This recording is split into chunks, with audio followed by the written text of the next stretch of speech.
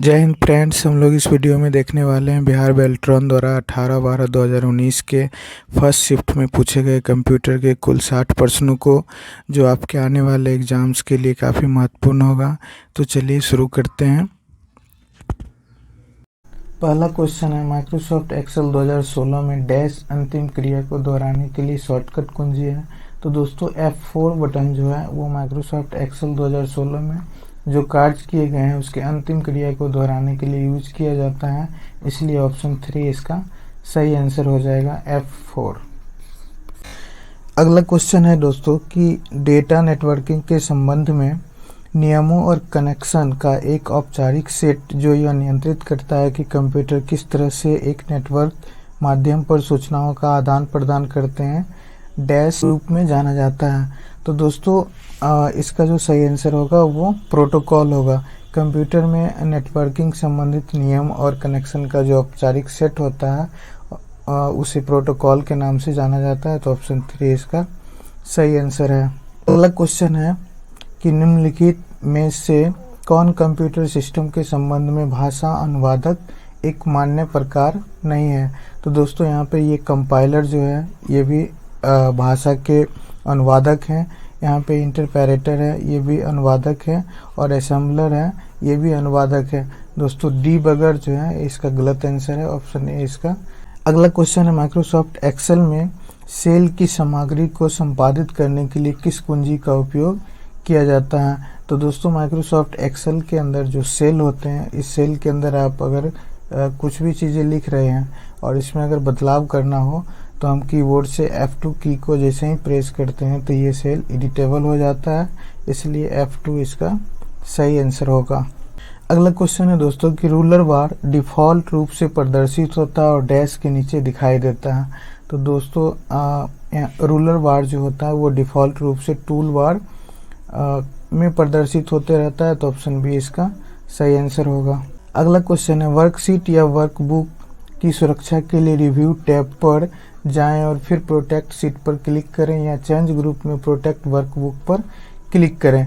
तो दोस्तों यहाँ पे कह रहा है वर्कशीट या वर्कबुक की सुरक्षा के लिए, अर्थात हम किसी भी वर्कशीट को अगर प्रोटेक्ट करना चाहें तो उसके लिए हमें क्या करना होगा कि सबसे पहले रिव्यू मेन्यू के अंदर जाना है और प्रोटेक्ट शीट पर क्लिक करके प्रोटेक्ट वर्कबुक को क्लिक करेंगे। तो इससे क्या होगा कि हमारा जो वर्कशीट है वो प्रोटेक्ट हो जाएगा। तो यहाँ पे ये ऑप्शन सत्य होगा, बाकी के गलत हैं। तो ऑप्शन 3 इसका सही आंसर है। अगला क्वेश्चन है GUI। दोस्तों GUI डैश के बीच एक इंटरफेस के रूप में कार्य करता है। तो दोस्तों GUI का फुल फॉर्म होता है graphical user interface. Graphical user interface. दोस्तों यह प्रयोगकर्ता अर्थात यूजर और हार्डवेयर के बीच तालमेल बैठाता है। तो ऑप्शन ए इसका सही आंसर हो जाएगा। अगला क्वेश्चन है, एक्सेल में स्तंभों जिसे कॉलम कहा जाता है। तो दोस्तों आपको पता होगा कि कॉलम को एक्सेल के अंदर ABCD से दर्शाया जाता है, जबकि 1 2 से रो की संख्या को दर्शाया जाता है। तो क्वेश्चन कह रहा है माइक्रोसॉफ्ट एक्सेल में स्तंभ कॉलम को डैश के रूप में लेबल किया जाता है, तो ABC के रूप में लेबल किया जाता है। ऑप्शन ए इसका सही आंसर है। अगला क्वेश्चन है दोस्तों, while dragging the text the mouse pointer changes to a box with a small dash arrow over it indicating you are dragging text. इसका मतलब ये हुआ कि जब हम किसी टेक्स्ट के ऊपर जब हम माउस के पॉइंटर को ले जाते हैं और उसे एक स्थान से दूसरे स्थान खींचकर पहुंचाते हैं, अर्थात एक स्थान से दूसरे स्थान खींचने की जो प्रोसेस होती है उसी को ड्रैगिंग कहा जाता है। तो उस समय जो उस टेक्स्ट पर जो भी टेक्स्ट, मान लीजिए ये टेक्स्ट लिखा हुआ है, इस पर जैसे हम माउस पॉइंटर को ले जाते हैं तो वो एक बॉक्स जैसी आकृति बनाता है। उस बॉक्स की आकृति का रंग कैसा होता है वो पूछ रहा है। तो उस समय उसकी बॉक्स का रंग हो जाता है ग्रे कलर का। तो ऑप्शन बी सही आंसर है इसका। अगला क्वेश्चन है दोस्तों कि माइक्रोसॉफ्ट पावर पॉइंट प्रेजेंटेशन की संरचना को डैश में दिखाया जा सकता है। तो माइक्रोसॉफ्ट पावर पॉइंट के अंतर्गत जो हम प्रेजेंटेशन बनाते हैं वो आउटलाइन व्यू के अंदर दिखाया जा सकता है। ऑप्शन बी इसका सही आंसर है। अगला क्वेश्चन है दोस्तों कि माइक्रोसॉफ्ट वर्ड 2016 में विंडो को विभाजित करने के लिए शॉर्टकट कुंजी क्या है? तो दोस्तों माइक्रोसॉफ्ट वर्ड के जो विंडोज हैं इसको हम दो भागों में, अगर मान लीजिए ये विंडो है, इसको हमें दो भाग में तोड़ना होता है, तो उसके लिए अल्ट कंट्रोल के साथ एस बटन हम प्रेस करेंगे तो हमारा विंडो दो भागों में स्प्लिट हो जाएगा। अगला क्वेश्चन है कि डैश लिंक किए गए दस्तावेज या पृष्ठ का एक संग्रह है जो लाखों कंप्यूटरों पर संग्रहित होता है और पूरे इंटरनेट पर फैला हुआ है। तो दोस्तों ये www है।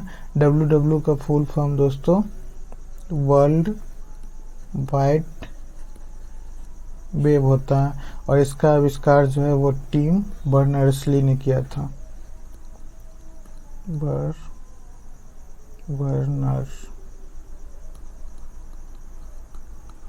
टिम बर्नर्स-ली ने किया था। तो ऑप्शन बी इसका सही आंसर होगा।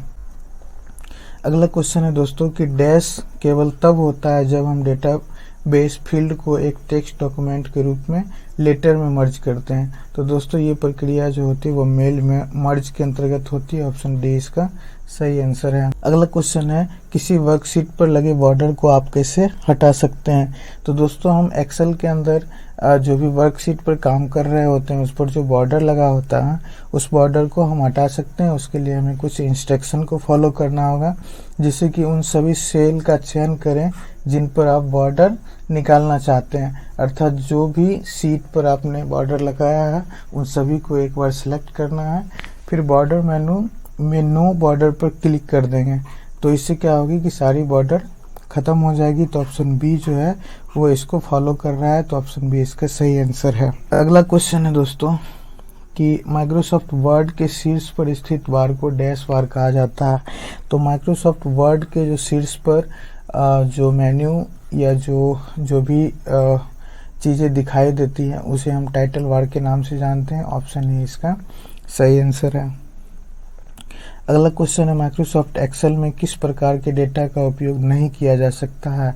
तो दोस्तों यहाँ पे टेक्स्ट का उपयोग किया जा सकता है, दिनांक और समय का उपयोग किया जा सकता है, फार्मूला का उपयोग किया जाता है, जबकि फंक्शन का उपयोग नहीं किया जाता है। तो ऑप्शन सी इसका सही आंसर होगा। अगला क्वेश्चन है कि डैश चार्ट विशेष रूप से स्टॉक और शेयरों से संबंधित डेटा मानकों के आलेखन के लिए बनाया गया है। तो दोस्तों स्टॉक चार्ट जो है वो विशेष रूप से स्टॉक और शेयरों से संबंधित डाटा के लिए बनाया गया है। तो ऑप्शन बी इसका सही आंसर होगा। अगला क्वेश्चन है माइक्रोसॉफ्ट एक्सेल 2016 में होम मेन्यू के तहत आप प्रविष्टियों की एक श्रृंखला को क्रमबद्ध कर सकते हैं। कस्टम सॉर्ट के अलावा सॉर्ट और फिल्टर विकल्प के अंतर्गत कितने प्रकार के सॉर्ट उपलब्ध हैं? तो दोस्तों वहाँ पे दो प्रकार के सॉर्ट उपलब्ध होते हैं। ऑप्शन बी इसका सही आंसर है। एक होता है असेंडिंग मतलब बढ़ते क्रम में, और दूसरा होता है डिसेंडिंग जिसको हम लोग घटते क्रम में बोलते हैं। ये दो प्रकार के सॉर्ट उपलब्ध हैं। अगला क्वेश्चन है इनमें से कौन सा इंटरनेट कनेक्शन वायरलेस कनेक्शन नहीं है? दोस्तों यहाँ पे पूछ रहा है कि इंटरनेट कनेक्शन वायरलेस कनेक्शन नहीं है। तो वाईमैक्स जो है वो वायरलेस कनेक्शन, जबकि वाईफाई भी वायरलेस कनेक्शन है, और उपग्रह सैटेलाइट ये भी वायरलेस कनेक्शन है, जबकि लीज्ड लाइन जो है ये वायरलेस कनेक्शन नहीं है। इसलिए ऑप्शन बी इसका सही आंसर है। अगला क्वेश्चन है दोस्तों कि टेक्स्ट की ड्रैग एंड ड्रॉप विधि आपको अपने माउस का उपयोग करके चयनित टेक्स्ट को स्थानांतरित करने की अनुमति देता है।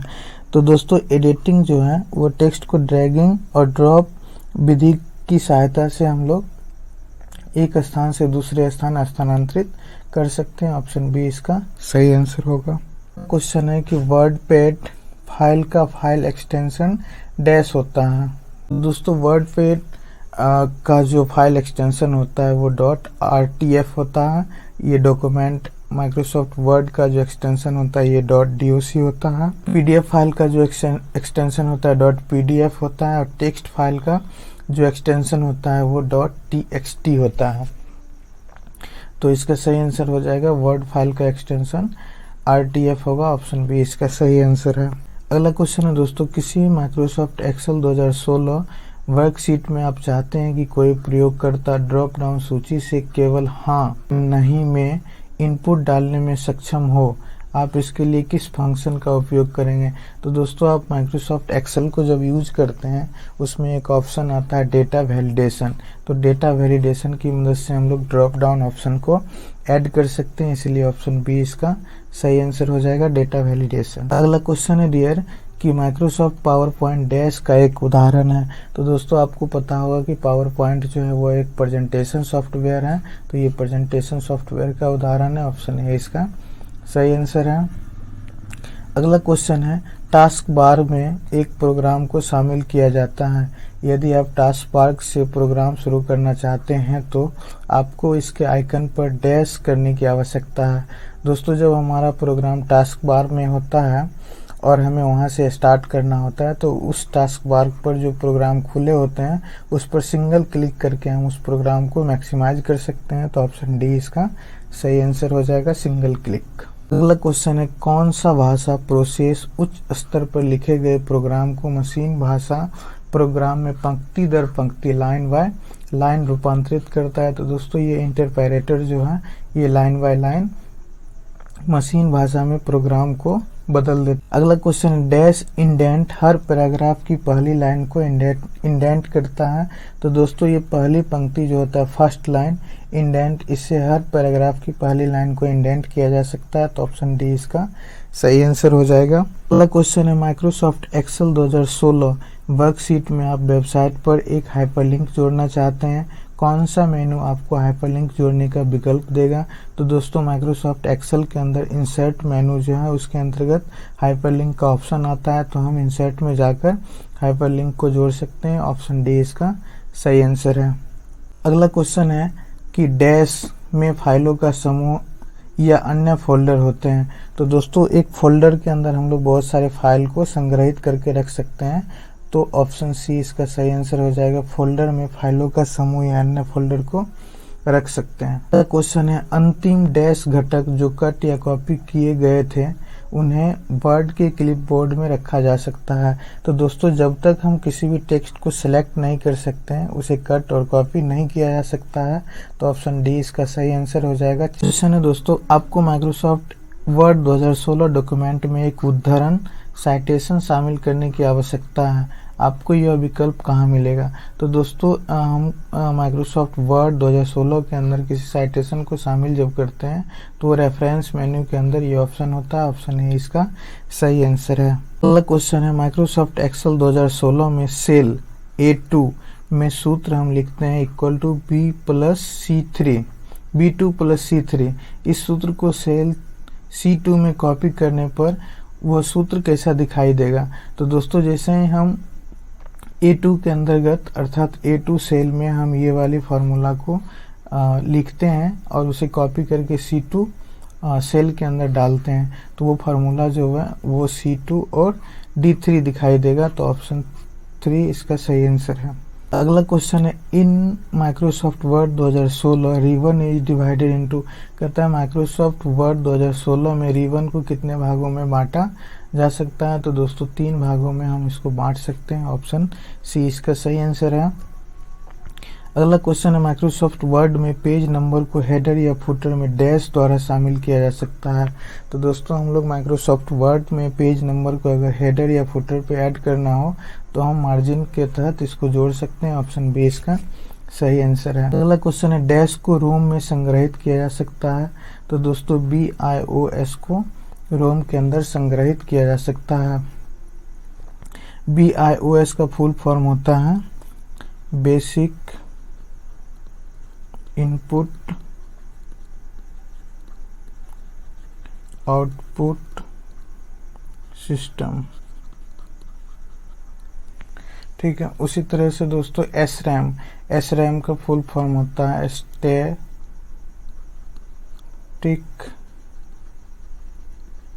रैंडम एक्सेस मेमोरी, जबकि DROM का फुल फॉर्म होता है दोस्तों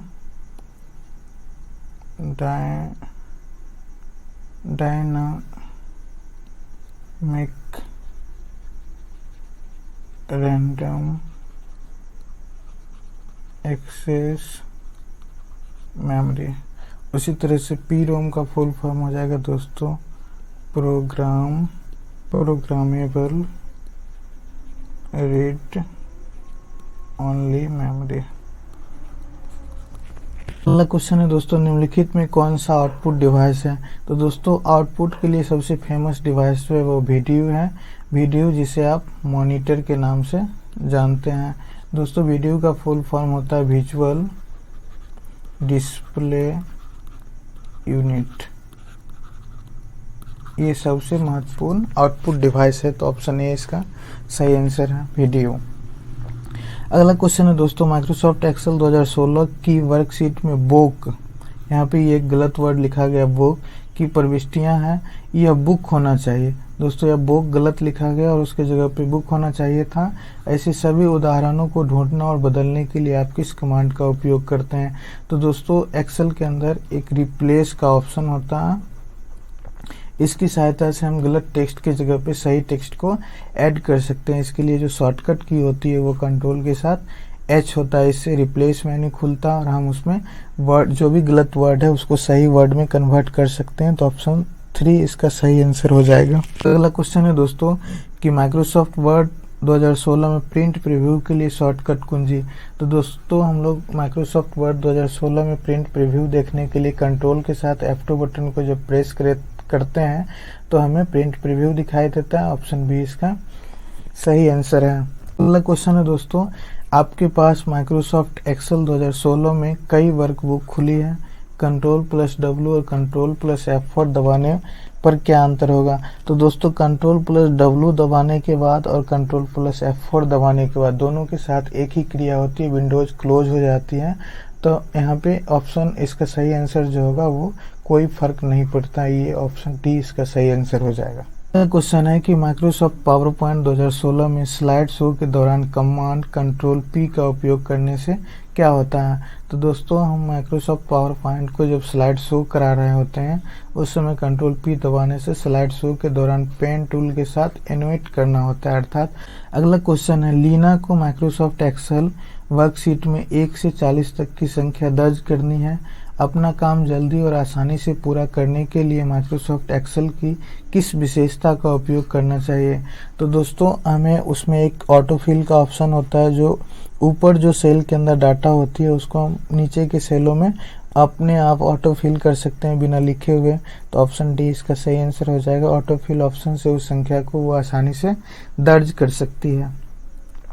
अगला क्वेश्चन है कि डैश एक डाटाबेस है जिसमें नाम और पता रिकॉर्ड होता है, जिसमें एक मेलिंग सूची माइक्रोसॉफ्ट वर्ड मेल मर्ज में प्राप्त की जा सकती है। तो दोस्तों माइक्रोसॉफ्ट वर्ड के अंदर एक डेटा सोर्स का ऑप्शन होता है जिसकी सहायता से हम मेलिंग सूची में मेल मर्ज प्राप्त कर सकते हैं। तो ऑप्शन डी इसका सही आंसर हो जाएगा। अगला क्वेश्चन है, माइक्रोसॉफ्ट एक्सेल आपको डैश कंटेंट को बाईं केंद्र दाईं संरेखित करने और जस्टिफाई करने में सक्षम बनाता है। तो दोस्तों वो सेल जो होता है वो सेल के अंदर हम कंटेंट को बाईं केंद्र में और दाईं ओर संरेखित कर सकते हैं या उसे जस्टिफाई कर सकते हैं। वो एक सेल के अंदर ये सुविधा उपलब्ध होती है। ऑप्शन ए इसका सही आंसर होगा।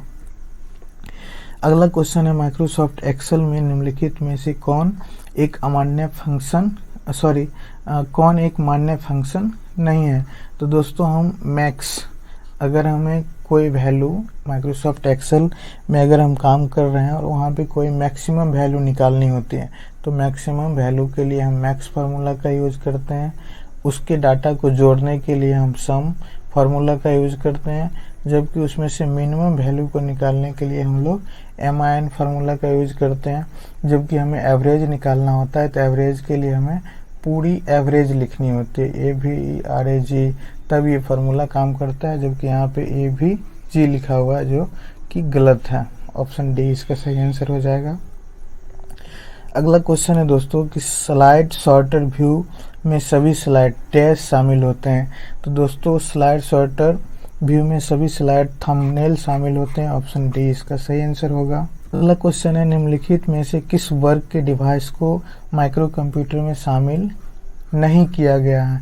तो दोस्तों लैपटॉप कंप्यूटर को micro computer, hand held device को माइक्रो कंप्यूटर और टैबलेट पीसी को माइक्रो कंप्यूटर की श्रेणी में शामिल किया गया, जबकि सुपर कंप्यूटर एक ब्रॉड वर्क के लिए यूज होता है, इसलिए इसको शामिल नहीं किया गया। तो ऑप्शन ए इसका सही आंसर हो जाएगा, सुपर कंप्यूटर। अगला क्वेश्चन है, स्लाइड क्षेत्र को डैश क्षेत्र कहा जाता है। तो दोस्तों स्लाइड क्षेत्र को वर्क क्षेत्र भी कहा जाता है, ऑप्शन डी इसका सही आंसर है। अगला क्वेश्चन है, आप माइक्रोसॉफ्ट एक्सेल 2016 में अपने वर्कशीट में एक पृष्ठभूमि बैकग्राउंड चित्र जोड़ना चाहते हैं, आपको इसका विकल्प कहाँ मिलेगा। तो दोस्तों एक्सेल के अंदर जो है वो पेज लेआउट मेन्यू के अंतर्गत पेज सेटअप में जाके पेज बैकग्राउंड का ऑप्शन होता है, जहाँ से हम पेज के बैकग्राउंड पर एक इमेज को ऐड कर सकते हैं। तो ऑप्शन ए इसका सही आंसर हो जाएगा। क्वेश्चन है, GUI का विस्तारित रूप क्या है। तो दोस्तों GUI का विस्तारित रूप ग्राफिकल यूजर इंटरफेस होता है, ऑप्शन बी इसका सही आंसर है। अगला क्वेश्चन है, आप किसी वर्कशीट की पंक्ति या कॉलम का आकार बदल नहीं सकते हैं, क्या यह सत्य है या असत्य है। तो आप किसी वर्कशीट में पंक्ति या कॉलम का आकार बदल सकते हैं, इसलिए असत्य है, ऑप्शन ए इसका सही आंसर हो जाएगा। अगला क्वेश्चन है, एक कार्यात्मक कंप्यूटर सिस्टम बनाने के लिए हार्डवेयर के सभी हिस्सों को इकट्ठा करने के बाद कार्य शुरू करने के लिए आपको किस सॉफ्टवेयर को इंस्टॉल करने की आवश्यकता होती है। तो दोस्तों हमें एक कंप्यूटर और मानव के बीच तालमेल बनाने के लिए इन दोनों के बीच के जो कंप्यूटर के अंदर के सॉफ्टवेयर हैं उसको बाहर के जो व्यक्ति हैं उसको यूज किसकी सहायता से कर सकता है। तो उसके लिए ऑपरेटिंग सिस्टम की ज़रूरत होती है, तभी हम कंप्यूटर के अंदर के जो भी सॉफ्टवेयर हैं उसको हम एक्सेस कर सकते हैं, इसलिए ऑप्शन सी इसका सही आंसर हो जाएगा। अगला क्वेश्चन है, डॉट मैट्रिक्स प्रिंटर की गति को डैश में मापा जाता है। तो दोस्तों डॉट मैट्रिक्स प्रिंटर की गति को CPS अर्थात कैरेक्टर पर सेकेंड में मापा जाता है, और DPI का फुल फॉर्म होता है दोस्तों डॉट पर इंच।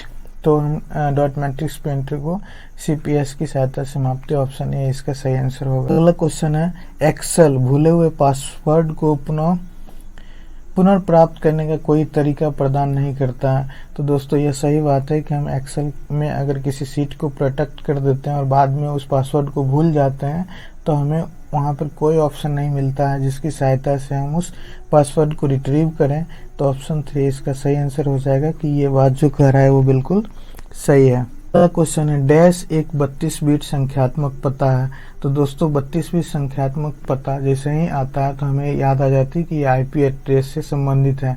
तो क्वेश्चन में कह रहा है कि डैश एक 32 बिट संख्यात्मक पता है, जिससे दोस्तों ये IP एड्रेस की सहायता से हम ऐसा कर सकते हैं, ऑप्शन सी इसका सही आंसर है। दोस्तों जब आपको 32 बिट या 128 बिट की चर्चा की जाती होगी तो आप सीधा समझिए कि ये IP अर्थात ये IP एड्रेस की बात कर रहा है, तो आप वहाँ पे IP एड्रेस ऑप्शन को देख के सही कर सकते हैं। अगला क्वेश्चन है, किस कमांड के अंतर्गत आपको स्मार्ट आर्ट कमांड मिलेगा। तो दोस्तों स्मार्ट आर्ट के लिए इलस्ट्रेशन करके एक ऑप्शन होती है या कमांड होती है, इसके तहत हमें स्मार्ट आर्ट बनाने का कमांड मिलता है। तो ऑप्शन बी इसका सही आंसर हो जाएगा। अगला क्वेश्चन है, डैश एक सॉफ्टवेयर प्रोग्राम है जो प्रयोगकर्ता यूजर्स को वर्ल्ड वाइड वेब तक पहुंचाने और नेविगेट करने की अनुमति देता है। तो ये ब्राउज़र होते हैं दोस्तों, ब्राउज़र की मदद से ही हम इंटरनेट के अंदर प्रवेश करते हैं और चीज़ों को सर्च कर पाते हैं। तो अगला क्वेश्चन है, माइक्रोसॉफ्ट पावर पॉइंट 2016 में तस्वीर शामिल करने के लिए शॉर्टकट कुंजी क्या है। तो दोस्तों माइक्रोसॉफ्ट पावर पॉइंट 2016 में हम किसी स्लाइड पर अगर इमेज या तस्वीर को जोड़नी हो तो शॉर्टकट के लिए हमें अल्ट के साथ N और P बटन को दबाना होगा, जिससे हम डायरेक्ट उस पिक्चर को उस स्लाइड पर जोड़ सकते हैं। तो ऑप्शन सी अर्थात तीसरा ऑप्शन सही हो जाएगा। अगला क्वेश्चन है, माइक्रोसॉफ्ट वर्ड 2016 में डॉक्यूमेंट को बंद करने के लिए शॉर्टकट कुंजी क्या है।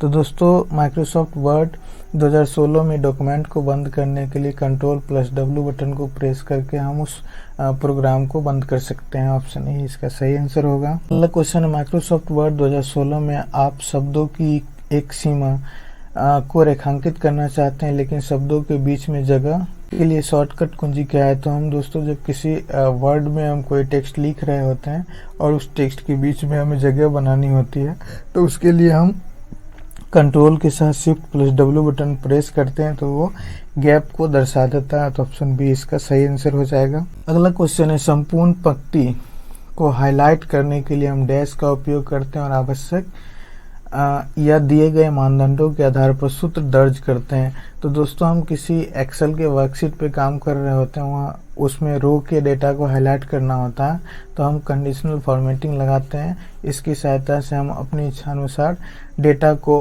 फॉर्मेट कर सकते हैं। उसमें कुछ फार्मूले को दर्ज करके हम अपने ढंग से उसे एडजस्ट कर सकते हैं। तो ऑप्शन सी इसका सही आंसर हो जाएगा। अगला क्वेश्चन है, कीबोर्ड में डैश शामिल नहीं होता है।